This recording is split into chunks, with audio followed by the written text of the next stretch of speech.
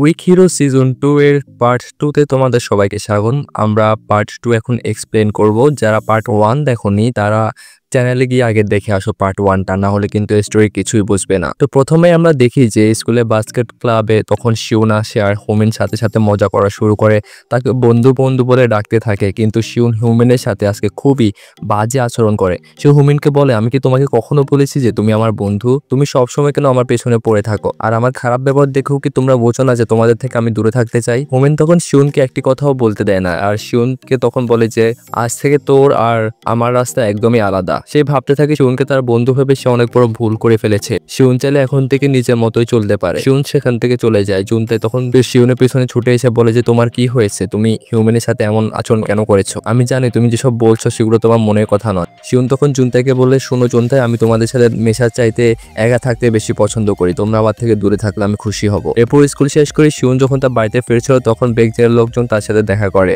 এবং শিউনের সাথে ফাইট করতে চাচ্ছিল। কিন্তু এমন সময় একজন বলে যে সে গতকাল রাতে বেগজিনের সাথে একটা ডিল করেছিল, তাই বেগজিন তাদেরকে শিউনের কাছ থেকে দূরে থাকতে বলেছে। এই জন্য তারা শিউনকে কিছুই বলে না। তখন হিউম্যান বেগজিনের সাথে দেখা করতে যায়, কিন্তু জুনতাই আর ইনটাকের কাছে সাংজি তার লোকদের কাছে চলে আসে। আর সাংজিকে দেখে ইনটাকের তাদের অতীতে কিছু ঘটনা মনে পড়ে যায়। তখন ইনটাক জানতো যে সাংজি কতটা বিপজ্জনক। আর জুনতাই যেহেতু অনেক দুর্বল ছিল এর জন্য ইনটাক তাকে সেখান থেকে পালিয়ে যেতে বলে, কিন্তু জুনতাই কোনোভাবে যেতে যাচ্ছিল না তার বন্ধুকে ফেলে। কিন্তু ইনটাক তাকে জোর করলে সে সেখান থেকে দূরে পালাচ্ছিল। তবে সাংজির লোকেরা তার পিছু করছিল। তবে জুনতাই কোনোরকম একটা অ্যাপার্টমেন্টের মধ্যে নিজেকে লুকিয়ে ফেলে আর আড়াল থেকে একজনকে বলতে শুনে যে তারা শিউনকে খুঁজছে। এটা শোনার পর জুনতাই অনেক বেশি ভয় পেয়ে যায় এবং শিউনকে সাবধান করার জন্য ফোন দেয়, কিন্তু তখনই ইউনের ছেলেগুলো তাকে দেখে ফেলে। আর শিউন তখন মোবাইলে জুনতাইয়ের চিৎকার শুনতে পারে এবং বুঝতে পারে যে সে কোনো বিপদে রয়েছে। তাই সে তখন দৌড়ে যায় জুনতাইকে খোঁজার জন্য। আর তখন হোমেন চলে যায় বেগজিনের কাছে। সে বেগজিনের উপর অনেক বেশি রেগেছিল আর বেগজিনকে বলে যে তুমি কি চাচ্ছ আসলে? তোকে আমি বারবার বলেছি যে আমাদের কাছ থেকে দূরে থাকতে, তারপর তুই কেন আমার পিছন ছাড়ছিস না? তখন বেগজিন তার সাথে ভালো ব্যবহার করে এবং তাকে বলে যে আমি চাই তুই আমাদের ইউনিয়নে জয়েন কর, তোর মধ্যে পটেনশিয়াল রয়েছে এবং ভালো ফাইটও জানিস। তাহলে তুই যদি আমাদের হয়ে কাজ করিস তাহলে আমি তোকে অনেক বড় একটা পজিশন দেব। আর আমরা গ্র্যাজুয়েশন কমপ্লিট করতে এটা আমাদের বিজনেসটা অনেক বেশি বড় হয়ে যাবে। এতে তুই আর আমি দুজনে কোটিপতি হয়ে যাব। তুই আমাকে এখন তোর বন্ধু মনে না করতে পারিস, কিন্তু এখনও আমি তোকে আমার নিজের অনেক কাছে একজন বন্ধু মনে করি। হোমেন এবং বেগজিন আসলে ছোটবেলায় অনেক ভালো বন্ধু ছিল, কিন্তু কোনো একটা কারণে তাদের বন্ধুত্ব ভেঙে যায়।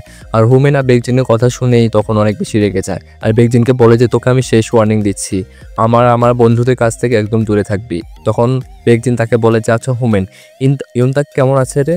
এ কথা শুনে হোমেন তখন বুঝে যায় যে নিশ্চয়ই বেগজিন ইউনতাকের সাথে কিছু একটা করতে যাচ্ছে। তাই হোমেন তাড়াতাড়ি করে সেখান থেকে বেরিয়ে যায়। তবে বেগজিনের লোকেরা তাকে আটকানোর চেষ্টা করলো। হোমেন একে একে তাদের সবাইকে মেরে সেখান থেকে চলে যায়। অন্যদিকে দেখা যায় যে সাংজি ইউনতাককে মেরে তার অবস্থা খারাপ করে দিয়েছে। ইউনতাক উঠে দাঁড়ানোর মতো শক্তিটুকুও পাচ্ছিল না। এমন সময় জুনতাই তাকে বাঁচাতে আসলে সাংজি তারও সেম অবস্থা করে। আর সাংজির লোকেরা এখানে সাংজির ফাইটের ভিডিও করতে থাকে। আর শিউনকে দেখে সাংজি আরও অনেক বেশি এক্সাইটেড হয়ে যায়, কারণ শিউনকে মারার জন্য সে অনেকদিন ধরে ছটফট করছিল। তাই সে শিউনকে মারতে শুরু করে। যদিও সাংজি শিউনের চাইতে অনেক ভালো ফাইটার ছিল, কিন্তু শিউন ছিল এক্সপার্ট এবং স্মার্ট একটা ছেলে, কারণ সে হচ্ছে শুধুমাত্র বডি দিয়ে সে ফাইট করে না, সে অনেক উপস্থিত বুদ্ধি তার ভালো এবং সে ইনস্ট্যান্টলি এমন কিছু করে ফেলে যেটা অন্যান্য ফাইটাররা চিন্তাই করে না। সে শক্তি দিয়ে না পারলেও বুদ্ধি দিয়ে কাজ করে আর কি। আর এই জন্য সে ফাইটে হেরে যাওয়ার ভান করে এবং একটা ফুলের টব উঠিয়ে নেয়। আর ফুলের টবে ধুলাবালি সাংজির চোখে ছুঁড়ে দেয় এবং তার চশমাটি খুলে নেয়। আর সেই চশমাটার একটা ফ্রেম তখন সে ভাঙে এবং সেটা কিন্তু ধারালো অস্ত্রে পরিণত হয়। সেটা সরাসরি সাংজি পায়ে ঢুকিয়ে দেয়। সাংজি ব্যথায় জোরে একদম চিৎকার করতে থাকে, অনেক ব্যথা পাচ্ছিল। শিউন তাকে মারতে মারতে তখন মেরেই ফেলতে চাচ্ছিল। তখন সাংজি তাকে আবারও মারা শুরু করে। তবে শিউন শুধুমাত্র তার পায়ে আঘাত করে যাচ্ছিল, কারণ সে বুঝেছে যে এটা তার আঘাতপ্রাপ্ত জায়গা, এখানে বারবার আঘাত করলে সে আরও বেশি দুর্বল হয়ে যাবে। এবার সাংজি যখন শিউনকে মারতে যায় এবং তার অবস্থা খারাপ করে দিচ্ছিল, তখন শিউ তার মাথা দিয়ে সাংজির পায়ে জোরে একটা আঘাত করে আর ফাইটে এতে সাংজি হেরে যায়। আর ঠিক তখনই সেখানে হোমেন চলে আসে। তবে ততক্ষণে হোমেন আর শিউন দুজনে ক্লান্ত হয়ে গিয়েছিল। আর শিউন এখানে সোহুকে যে উদ্দেশ্য করে বলছিল যে সোহু আমাকে মাফ করে দিস, তোকে দেওয়া কথা আমি রাখতে পারিনি, আমি আবারও এসব ঝামেলায় জড়িয়ে পড়েছি। সোহু এখানে নাই, তবু সে মনে মনে এমনটাই বলছিল। তবে হোমেন শিউনের মুখে সোহুর নাম শুনে বুঝতে পারছিল না যে সোহুটা আসলে কে। তবে এটা বুঝতে পারছিল যে শিউনের হয়তো খুব কাছের মানুষ হবে সে। তবে সবকিছুর জন্য হিউম্যান নিজেকেই দোষী মনে করছিল, কারণ হিউম্যানের জন্য শিউন আজকে বিপদে পড়েছে আর তাকে ফিউচারও হিউম্যানের জন্য নষ্ট হয়ে যাচ্ছে। আর ইনটাক আসলে অনেক প্রো এজন্য একটা তাইকান্ডো একটা গেম আছে সেটা প্লেয়ার ছিল, এমনকি তার ইন্টারন্যাশনাল টিমে যাওয়ার কথা ছিল। কিন্তু যেহেতু হচ্ছে হিউম্যানের বেস্ট ফ্রেন্ড সে ছিল, ওই জন্য বেকজিনের লোক সাংজি ইউনতাকে ধরে নিয়ে যায়। আর সেখানে অনেক মানুষ থাকা সত্ত্বেও ইউনতাক তাদের সাথে পেরে ওঠে না। সাংজি তখন ইউনতাকে পা খুব ভালোভাবে একদম বাজেভাবে ভেঙে দিয়েছিল। আর এরপর থেকে ডক্টর তাকে ফাইট বা অ্যাথলেটিক্স থেকে দূরে থাকতে বলেছিল, এজন্য ইউনতাকে পুরো ক্যারিয়ারে নষ্ট হয়ে গিয়েছিল। অন্যদিকে আজকে ঘটনার জন্য সাংজিকে পুলিশ স্টেশনে নিয়ে যাওয়া হয়েছিল, তবে সাংজি খুব সহজে ছাড়া পেয়ে যায় কারণ সে প্রভাবশালী ছিল। এদিকে শিউন একটি ব্যাপার কিছুতেই বুঝতে পারছিল না যে বেকজিনের সাথে হিউম্যানের আসলে কি শত্রুতা রয়েছে। এরপর আমরা বেকজিন আর হিউম্যানের অতীতে কিছু দৃশ্য দেখতে পাই। যখন ছোটবেলায় স্কুল লাইফে বেকজিন অনেক দুর্বল একটা ছেলে ছিল। স্কুলে অনেক স্টুডেন্ট বেকজিনকে সবসময় বুলি করতো, তারা সুযোগ পেলে তাকে মারধর করতো, আর প্রতিবারই হিউম্যান এসে তাকে বাঁচাতো। এভাবে তারা অনেক ভালো বন্ধু হয়ে গিয়েছিল। আর হিউম্যান নিজে বেকজিনকে অনেক স্ট্রং বানিয়ে ফেলে এবং ফাইটের ট্রেনিং দিতে পারে। কিন্তু সে আস্তে আস্তে এমন ভয়ঙ্কর হয়ে গিয়েছে যে সে এখন হিউম্যানকে হার মানাতে পারে। কিন্তু পরবর্তীতে আসলে বেকজিন অন্য রাস্তায় চলে যায়, খারাপ রাস্তায়, যেখান থেকে হিউম্যান হচ্ছে তাকে ফেরাতে পারেনি। এজন্য সে তাকে নিজেকেই আসলে দোষারোপ করতে থাকে। সে যদি তাকে ফাইট না শেখাতো ছোটবেলায়, তাহলে হয়তো সে ভালো মানুষ হয়ে বেঁচে থাকতো আর কি। আর শিউন যখন হিউম্যানের কাছে বেকজিনের ব্যাপারে জানতে চায়, তখন হিউম্যান শুধু জানায় যে সে তার ছোটবেলার বন্ধু ছিল। এর বেশি সে কিছুই বলে না, কারণ সে মনে মনে অনেক গিল্টি ফিল করছিল। এরপর হিউম্যান রাস্তায় এসে একে একে বেকজিনকে ফোন করে এবং তাকে বলে যে বেকজিন চল আমরা এখানেই সব কিছু শেষ করি। আমি তোর কাছে মন থেকে ক্ষমা চাচ্ছি সব কিছুর জন্য। আমি জানি যে আমার জন্য তোর লাইফটা এমন হয়েছে। আমি ফাইট না শিখলে তুই হয়তো ভালো মানুষ হয়ে যেতি। সব কিছুর জন্য আমি সরি। আমি তোর কাছে হেরে গেছি। তুই তো এটাই চাইছিলি তাই না? আমি তোর কাছে নত হই। আমি তোর মনের ইচ্ছাটা পূরণ করে দিলাম। তবে বেকজিন কোনো কথা না বলে ফোনটা কেটে দেয়, কারণ তাদের মেইন কোয়ার্টারে তার সাথে একজন দেখা করতে এসেছে, যার নাম হচ্ছে চেয়ারম্যান চই। চেয়ারম্যান চই আসলে পুরো ইউনিয়ন যেটা রয়েছে রিয়েল ইউনিয়নে, সেখানে রিয়েল বস মানে মেইন বস। তার আন্ডারে শুধুমাত্র একটাই ইউনিয়ন নয়, বরং শহরে যে অনেকগুলো ইউনিয়ন পরিচালিত হচ্ছে। আর সেগুলো এত ভয়ঙ্কর একটা মাফিয়া ছিল যে ইউনিয়নের সবাই তাকে অনেক ভয় পেত। আর আজকে সাংজি অ্যারেস্টের খবর পেয়ে বেকজিনের সাথে দেখা করতে এসেছে, কারণ তার ভয় হয়েছিল যে সাংজি আবার পুলিশের কাছে তাদের ইউনিয়নের ব্যাপারে সব সিক্রেট বলে দিয়েছে নাকি। আর এখানে সে কঠোরভাবে তাকে ওয়ার্নিং দিয়ে যায়, যদি তার বিজনেস এবং ইউনিয়নের ব্যাপারে পুলিশ সামান্য কিছু জানতে পারে তাহলে তাকে নিজের হাতে সে খুন করবে। এটা বলে তাকে ধমক দিয়ে চলে যায়। এরপর বেকজিনের কাছে সাংজি আসলে বেকজিন জানতে চায় যে সাংজি পুলিশের তাদের ব্যাপারে কিছু বলেছে নাকি। সাংজি তাকে বলে যে তাকে পুলিশ অ্যারেস্ট করেছে ইয়াং হাই স্কুল স্টুডেন্টদের বুলি করার জন্য, আর ইউনিয়নের ব্যাপারে সে সেখানে কিছুই বলতে হয়নি। তো এটা ভেবে সে অবাক হয়ে যায় যে বেকজিন নাকি তার সব থেকে কাছের বন্ধু মনে করে। আর বেকজিন তো জানে যে এখন পুলিশ স্টেশন থেকে এসেছে, তো তাকে একটাবারও এটা জিজ্ঞেস করলো না যে সে কেমন আছে, পুলিশ তাকে মারধর করেছে কিনা, বরঞ্চ সে এটা জিজ্ঞেস করছে যে ইউনিয়ন এবং বিজনেসের ব্যাপারে সে চিন্তিত এবং বিজনেস নিয়ে সে কথা বলছে, সে ঠিক আছে কিনা এটা একটাবারও সে জানতে চায়নি। সাংজি এসব কথার উত্তরে বেকজিন আসলে কিছু বলতে পারছিল না। আর বেকজিন তখন বলে যে সে সব কিছু বুঝতে পেরেছে, এই ইউনিয়নের টাকা ছাড়া মানুষের মনুষ্যত্ব কোনো জায়গা নেই।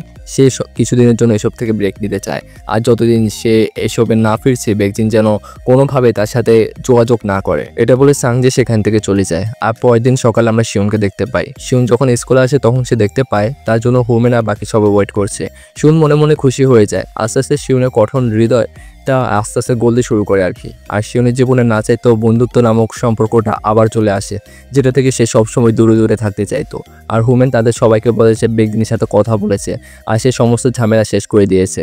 তাই এখন ইউনিয়নে কাউকে তাদেরকে ভয় পেয়ে চলতে হবে না। তবে কিছুক্ষণ পরে হিউম্যানের কাছে একটা ফোন আসে, যেখানে সে জানতে পারে সেদিন রাতে যারা হিউম্যানের বাবাকে ফাঁসিয়েছিল তারাও তাদের প্ল্যান চেঞ্জ করেছে। তারা আবারও পুলিশের কাছে কমপ্লেন করেছে যে হিউম্যানের বাবা নাকি তাদেরকে কোনো আইডি চায়নি, আর আইডি না চেয়ে নাকি তাদেরকে ড্রিঙ্কস দিয়ে দিয়েছে। এইসব নিয়ে হিউম্যানের বাবার সাথে তাদের ঝগড়া হলেই হিউম্যানের বাবা অনেক মারধর করে তাদেরকে। আর হিউম্যান বেকজিনকে একটা টেক্সট করে, যেখানে লেখা ছিল যে যতদিন বেকজিন তার সাথে ইউনিয়নে জয়েন না করবে ততদিন পর্যন্ত সে তার পিছু কিছুতেই ছাড়বে না। হিউম্যান এতে অনেক বেশি রেগে যায়। আর প্রথমে তো সে তিনজনকে প্রচণ্ড মারধর করে, যারা তার বাবাকে মেরেছিল। তারপর বেকজিনকে ফোন দিয়ে গালাগাল করতে থাকে, তবে বেকজিন একটা কথাও বলে না, কারণ বেকজিন মনে মনে হিউম্যানের জন্য একটা সিম্প্যাথি ছিল তার মনে। অন্যদিকে শিউনের মা আজকে শিউনের সাথে দেখা করতে আসে, কারণ সে শিউনের ফাইটের ব্যাপারে সব কিছু জানতে পেরেছে। তাই সে শিউনকে বলে, শিউন আমি তোমাকে আর কয়বার সাবধান করব, তুমি তো ভালো করে জানো যে অতীতে তোমার সাথে কি ঘটেছিল, তারপরও তুমি একই পথে পা বাড়াচ্ছ। আমি এমনটা আর কোনো কিছুতেই হতে দিব না। আর তোমার অ্যাডমিশনের জন্য আমি অ্যাব্রোডে সব কিছু ম্যানেজ করে ফেলেছি, আর কিছুদিনের মধ্যেই তোমাকে সেখানে পড়ার জন্য যেতে হবে এবং এখান থেকে শিফট হতে হবে। আর তাই প্রিন্সিপালও চাচ্ছিল না যে শিউনের ভবিষ্যৎ এখানে থেকে নষ্ট হয়ে যাক, তাই সেও অ্যাব্রোডে চলে যেতে বলে আর আজে বাজে ছেলেদের সাথে মিশতে বারণ করে। যদিও শিউন কোনোভাবে অ্যাব্রোডে যেতে চাচ্ছিল না, শিউনের মা তখন তাকে বলে যে ছোটবেলা থেকে তুমি তোমার নিজের সিদ্ধান্ত নিজে নিয়েছো, তুমি আমাকে কখনো এটা বুঝতেই দাওনি যে আমি তোমার মা হই, আমার কি কোনো অধিকার নেই যে আমার ছেলের জীবনে ভবিষ্যতের ভালোর জন্য আমি কোনো সিদ্ধান্ত নিব? আসলে আমি হয়তো পৃথিবীর সবচাইতে অভাগা মা যে তার সন্তান থেকেও না থাকার মতো রয়েছে। তুমি যদি আমার কথাই না শুনো তাহলে তোমার মা হওয়াটা আমার জন্য অর্থহীন। এসব কথা বলতে বলতে রাগ করে সেখান থেকে চলে যায়। তাই শিউন অনেক ভেবেচিন্তে সে সিদ্ধান্ত নিয়ে নেয় যে সে আসলে অ্যাব্রোডে চলে যাবে, যাতে সে সোহু আর বাকি বন্ধুরা এখানে ভালো থাকে। অন্যদিকে হুমেন আজকে তার বাড়িতে ফেরার পর তার বাবা তাকে অনেক গালাগাল করছিল, কারণ সে জানতে পেরেছে যে হুমেনের জন্য সেই ছেলেগুলো তার পিছনে পড়েছে। তখন সে হুমেনকে বলে যে আমার অনেক লজ্জা হচ্ছে যে তোমার মতো একটা ছেলেকে আমি জন্ম দিয়েছি, তুই এত বড় হয়েছিস যে এখনো তুই বেকার ঘুরে বেড়াচ্ছিস, তোর পড়ালেখাটা অন্তত ভালো কর, তাও আমি বুঝতাম যে তোর লাইফে তুই কিছু একটা করতে পেরেছিস, তুই আসলে একটা অপদার্থ। এটা শুনে হুমেন অনেক বেশি কষ্ট পায় আর সে রিয়েলাইজ করতে পারে যে তার বাবা যে সব কথা বলছে সেগুলো আসলে সত্যি, তার মা বাবার জন্য কিছুই করতে পারেনি আর তার বন্ধুরাও তার জন্য বিপদে পড়েছে। এজন্য হুমেন অনেক ভেবে চিন্তে সিদ্ধান্ত নেয় যে বেকজিনের সাথে সে কাজ করবে, ইউনিয়নে জয়েন করবে। হুমেন তখন বেকজিনকে ফোন করে এই বিষয়টি জানার জন্য, আর বেকজিন তখন অনেক খুশি হয়ে যায় এবং তার প্রথম কাজটা দেয়, যেটা ছিল একটা ক্লাবে গিয়ে একটা ছেলেকে মারতে হবে, তাকে ইউনিয়নের ব্যাপারে ভয় দেখাতে হবে। হিউম্যান যদি বিনা কারণে কাউকে মারাটা পছন্দ করতো না, তবে বাধ্য হয়ে তাকে ছেলেটাকে মারতেই হয়। তবে হিউম্যান সেই ছেলেটার ব্যথার ওষুধ খাওয়ার জন্য আবার টাকাও দিয়ে আসে। তারপর আস্তে আস্তে হিউম্যান সবকিছু থেকে নিজেকে সরিয়ে নিচ্ছিল। সে স্কুলে যাওয়াও বন্ধ করে দেয়, এমনকি বেশ কিছুদিন শিওন এবং তার বন্ধুরা হিউম্যানের কোনো খোঁজও পাচ্ছিল না। সেও নিতে তখন অনেক বেশি দুশ্চিন্তা পড়ে যায়। যখন শিউনিয়ন তার আর জুনতাইয়ের সাথে দেখা করতে আসে, কারণ কাল সকালে সে অ্যাব্রোডের জন্য রওনা দিবে, তাই সে আজকের রাতটা তাদের সাথে কাটাতে চাচ্ছিল। তাই সবাইকে সে সুন্দরভাবে বিদায় জানাতে চাচ্ছিল। কিন্তু জুনতাই ইনটাক্ট থাকলো, সেখানে কিন্তু হুমেন ছিল না। তাই সে হুমেনকে ফোন দিয়ে জানতে চায় যে তার কি হয়েছে, সে স্কুলে আসছে না কেন। হুমেন তাকে শুধু একটা কথা বলে যে সে সব কিছু থেকে একটু ব্রেক নিতে চাচ্ছে, এর বাইরে আর কিছুই নয়, আমি একদম ঠিক আছি। এটা বলে হুমেন ফোন কেটে দেয়। তাই শিউন তখন জানতে পারে না যে কি চলছে। তবে ইয়নতাক আর জুনতাই দুজনেই শিউনের জন্য অনেক মন খারাপ করছিল, কারণ তারা জানে যে এটাই শিউনের জন্য সঠিক সিদ্ধান্ত হবে। তাই মন সায় না দিল, তারা বলে যে তোমার এটাই করা উচিত। তাই তারা এই বিষয়টা নিয়ে শিউনকে অ্যাপ্রিসিয়েট করছিল আর মন খারাপ করতে মানা করছিল। আর পরের দিন আমরা শিউনকে তার মায়ের সাথে এয়ারপোর্টে দেখতে পাই। কিছুক্ষণ মধ্যে শিউন রওনা হবে। শিউনের অ্যাপ্রোচ যাওয়া মতো একদমই অবস্থা ছিল না, শুধুমাত্র একটা কারণে রাজি হয়েছে, কারণ সে ভাবছিল যে তার জন্যই সমস্ত পরিস্থিতি একদম নষ্ট হয়ে যাচ্ছে। সোহুর সাথে যেমনটা হয়েছিল হয়তো হুমেন আর বাকি সঙ্গীদের সাথে তেমনটাই হতে পারে, এটা হয়তো সময় লাগবে না। এই জন্য তার ছেড়ে যাওয়াটাই হবে সব থেকে বেস্ট সিদ্ধান্ত। তবে ঠিক এখনই সে সময়টাতে জুনতাই ফোন দেয়। শিউন বেশ ভয় পেয়ে যায়। জুনতাই তাকে বলে যে আমি আমার পুরো জীবনের সবটুকু সুন্দর সময় কাটিয়েছি, আর সেই সুন্দর সময়টুকু হচ্ছে তোমার সাথে। শিউন, তোমার জন্য আমি জুনতাই হোমেনের মতো বন্ধু পেয়েছি। বন্ধুত্ব কাকে বলে সেটা আমি বুঝতে পেরেছি, তোমাদের কাছ থেকে শিখেছি। তুমি হয়তো জানো না শিউন, আমরা সবাই জানি যে সোহু তোমার জন্য কতটা গুরুত্বপূর্ণ। সোহু তোমার জন্য কি কি করেছে, এখনো সোহুকে তুমি কতটা ভালোবাসো। এই সমস্ত ঘটনার ব্যাপারে নিজেকে দোষারোপ করা বন্ধ করো।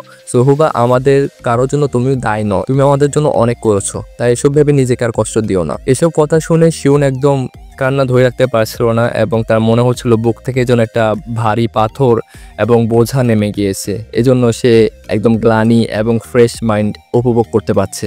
তাই শিউন পুরোপুরিভাবে সিদ্ধান্ত নেয় যে সে কোনোভাবে সোহু এবং তার বন্ধুদের ছেড়ে যাবে না, এবং জীবনে খুবই গুরুত্বপূর্ণ একটা অংশ এবং মানুষ।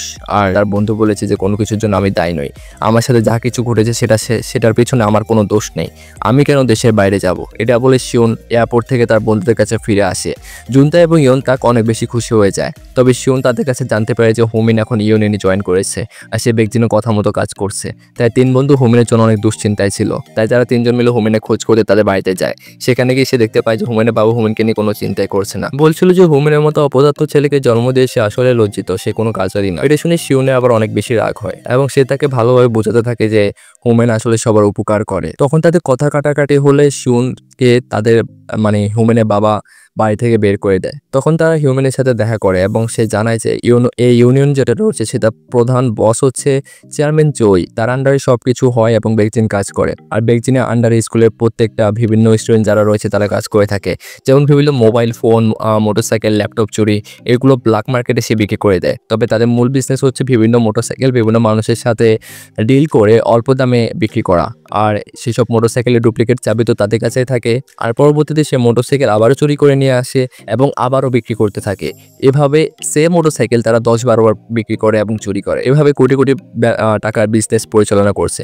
যদি ভিকটিমরা পুলিশকে এ ব্যাপারে কমপ্লেন করতে চায় তেমন কোনো লাভই হয় না, কারণ ভিকটিমের কাছে ইউনিয়নের বিরুদ্ধে কোনো প্রমাণই থাকে না।